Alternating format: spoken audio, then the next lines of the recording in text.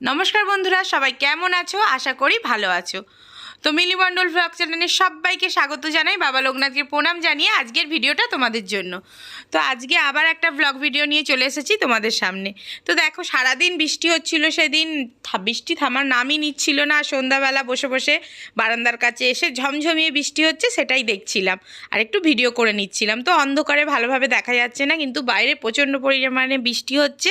আর এদিকে আমি এসে দেখি পাপানের পাপা অফিস থেকে আসার পথে নিয়ে চলে এসেছে চিকেন। একদম আমি সব কিছু রেডি করে রেখে দিয়েছি, আর ও এখানে এসে চিকেনটা চাপিয়ে দিয়েছে। তো এই বৃষ্টির দিনে ভালোই লাগবে একদম চিকেন। আর ছিল রুমালি রুটি। তো চিকেন করলে আমি রাতে বেশি পরোটাটা করি, কিন্তু সেদিন আর ইচ্ছা হচ্ছিল না। আর ও বললো আমি একটু রুমালি রুটি কিনে নিয়ে যাই। ঠিক আছে, নিয়ে আসো। তো যাই হোক, এখানে আমি সব মশলা করে রেখে দিয়েছিলাম, আর ও এসে চিকেনটা চাপিয়ে দিয়েছে। দেখো এখানে রেডি করা আছে, আর এখন চিকেনটা তেলের মধ্যে দিয়ে দিয়েছে, ভাজা চলছে।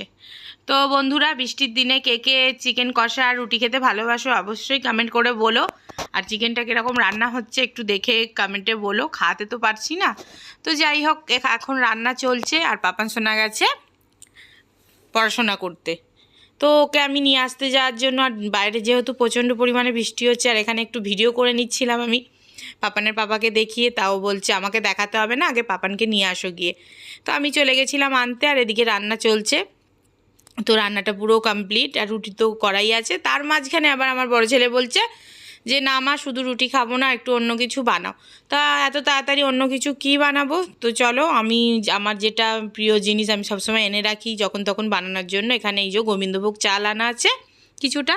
তা আমি বললাম তাড়াহুড়ো করে এখন এই গোবিন্দভোগ চাল দিয়েই পোলাও বানিয়ে দিই। তো পোলাও বানানোর জন্য আমি এখানে তাড়াতাড়ি, যেহেতু রাতও হয়ে গেছিলো, তো প্রেশার কুকারের মধ্যে আমি সব কিছু দিয়ে দিয়েছি। এখানে কাজু কিশমিশ এলাচ তেজপাতা সব কিছু দিয়ে আমি, তো এইভাবেই আমি পোলাওটা চাপিয়ে দিয়েছিলাম, আর একটা সিটি দিয়েই রেখে দেবো বন্ধ করে বন্ধুরা। তো দেখো পরিমাণ মতো জলও দিয়ে নেবো। তো দেওয়ার পরে আমি, এটা বেশিক্ষণ সময় লাগে না একদমই, বুঝতেই পারছো। আর এখানে তো আমার চিকেনটা পুরোপুরি রেডি। এবার সব কিছু ঘরে নিয়ে চলে এসেছি, এবার খাবার পালা। তো দেখো বন্ধুরা, একটা সিটি দিয়ে রেখে দিয়েছিলাম, একদম ঝরঝরে পোলাও হয়ে গেছে। খুলে রেখে দিলে আর একটু ঝরঝরে হয়ে যাবে। আর এখানে আমি রুটিটা ঢেলে নিয়েছি সব প্লেটের মধ্যে, একদম নরম, সত্যি গরম গরম ছিল। রুটিটা খুব ভালোই ছিল। আর এখানে শসা পেঁয়াজ কেটে নিয়েছি। এবার সবার খাবারগুলো আমি বেড়ে নেবো। আর এখানে পাপান তো লাফালাফি করছে খাওয়ার জন্য। চিকেন তো একটুও খায় না, চিকেন পকোড়াটা একটু ভালোবাসে, চিকেন একদমই না। আর এখানে আমি মায়ের খাবারটা বেড়ে নিয়েছি। তো আমার বড় ছেলে ওর ঠাম্মাকে গিয়ে দিয়ে আসবে খাবারটা ঘরে, আর আমরা এবার সবাই মিলে বসে খেয়ে নেবো। তো সবাই মিলে এই যে বসে পড়েছি। আর এখানে আমার বড় ছেলে বলছে যে মা দেখো, সত্যিই যেন রুমালের মতো একদম। তো যাই হোক, ও খেয়ে নিক, আগে একটা রুটি খেয়ে নিক, তারপর আমি পোলাওটা ওকে দেবো। তো বন্ধুরা, খুবই ভালো হয়েছিল খেতে, তাড়াহুড়োর রান্না, কিন্তু দারুণ দারুণ লেগেছিল খেতে।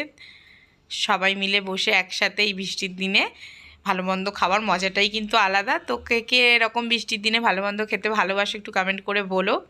তো ভালো লাগলে ভিডিওটা অবশ্যই লাইক করো, একটা কমেন্ট করে দিও।